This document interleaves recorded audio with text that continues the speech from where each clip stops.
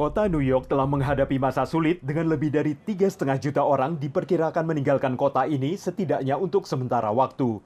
Pariwisata anjlok sekitar 60% dan banyak tempat ikonik yang membuat New York dikenal sebagai kota yang tidak pernah tidur telah ditutup. Tapi kini ada titik terang.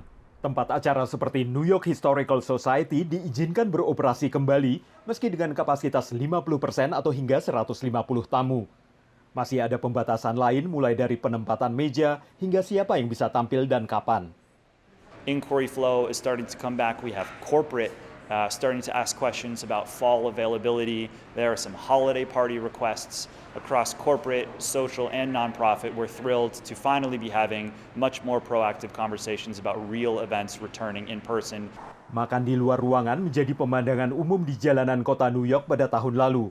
Yang mulai berubah, kini restoran sudah diizinkan menerima pelanggan makan di tempat meski masih dengan kapasitas 50%.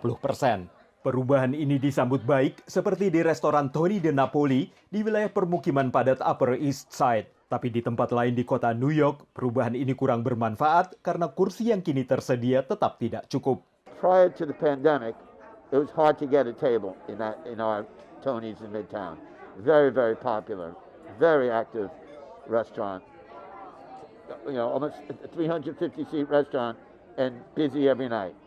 And we had to close it for almost 9 months. It's heartbreaking. Restoran kecil milik keluarga masih kesulitan mendapatkan manfaat dari naiknya kapasitas makan di restoran karena tetap ada aturan jaga jarak. They can't survive on 50%. Most of them.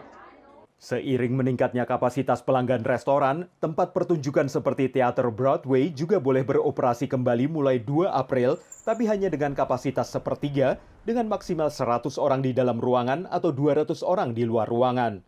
Ini kejutan bagi berbagai tempat pertunjukan live di kota New York, dan banyak yang tidak bisa memanfaatkan pelonggaran ini hingga pertengahan tahun atau bulan September mendatang. The date that has been given us is much sooner than most theaters have the capacity to respond to. Our artists are not vaccinated. We don't have funding to do the kind of work that needs to be done to our theaters to bring them back into safe conditions for our audiences and our artists. Artists need to rehearse. Pencabutan pembatasan terbaru ini melegakan banyak warga New York. Tapi dengan masih banyaknya aturan, tentu perlu waktu yang cukup lama bagi banyak pihak untuk bisa sepenuhnya memanfaatkan perubahan itu.